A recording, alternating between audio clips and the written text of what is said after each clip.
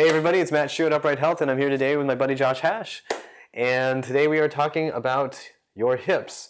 More specifically, why do the muscles around your hip joints develop differently when you compare them from side to side? So this came up with a client earlier this week who has had a lot of hip problems. He couldn't sit down on the floor cross-legged, was having trouble riding his bike. Really could never squat down properly. I was having a lot of trouble with deadlifting and was told that he had to have surgery. And long story short, that's all getting much better. And he's really curious about the way he got this way. And this question comes up all the time. Why do these muscles turn out differently, right versus left?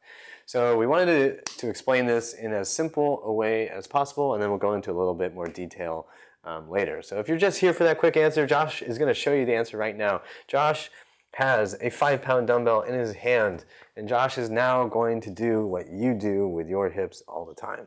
So let's get to working, Josh. So Josh is curling hard with 5 pounds, this tiny little weight that's barely even perceptible as work, right? Does that feel very hard to you? Be honest. No, man. He's lying. He's got 5 pounds in his hand. He's curling. It's really low-level activity. It doesn't feel that hard. If he does this today for 5 minutes, probably not going to make that much of a difference, right? I can do 10x this. 10x? 10x. So let's say he's doing that for 50 minutes today. He might feel some burn at the end of that 50 minutes, but it's not really going to have a really dramatic effect on the way his biceps muscles look right there. It's not really going to drastically affect his shoulder, most likely. But imagine if Josh did this for the next 10 years, 50 minutes a day, just working that left arm, curls for the girls, only on the left side. I'll be stepping on the bodybuilding stage like this with only my left arm.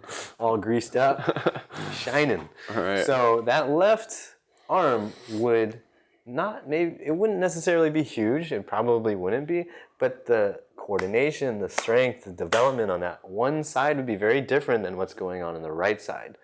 So he's basically just showing you what would happen if you use one side differently. The muscle is going to develop differently. Your ability to feel the muscle will be different.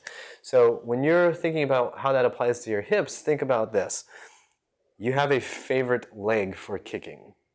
You have a leg that you use to drive your car, and you never use the other one to drive your car. Have you ever used your left foot to hit the gas pedal? I'm a bad person to ask because I broke my right leg one time and I had to use my left one to drive, which was very unsafe. I wouldn't recommend doing it. But I'll say most people haven't used their left. Thanks for ruining the whole video, Josh. Most of you, 99% of you, have never used your left foot to touch the gas pedal. And even if you have, if you did do that, let's say on Mondays you drive with the right foot and on Tuesdays you drive with the left foot, you'd still be doing so different a motion. Right.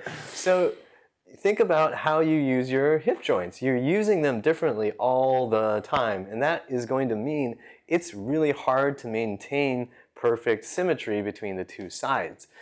That said, that doesn't mean you should just give up and throw your hands up in the air and just say like, yeah, I'm asymmetrical and it's cool, I'm going to walk around like this all the time. You want to try to make sure you have some semblance of symmetry, or at least getting close to it, so that you feel like you can move pretty evenly. You know, walking around with one foot turned way out like this all the time is not going to be comfortable. It will have effects higher up in the kinetic chain. Being like this and having some slight asymmetries is probably a lot more comfortable if you can just walk like a right.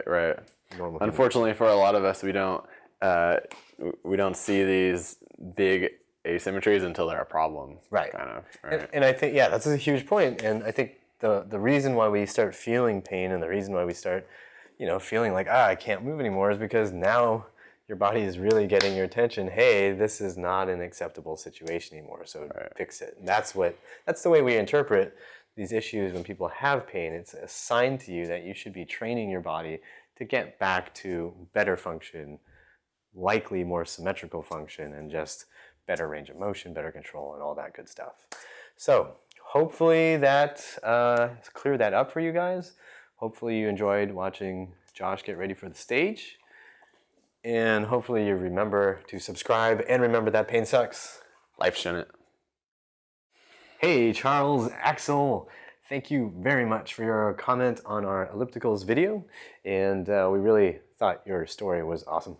The Axel, we appreciate you, man. Keep learning Spanish. I love your shoes. And everybody else, don't forget to subscribe.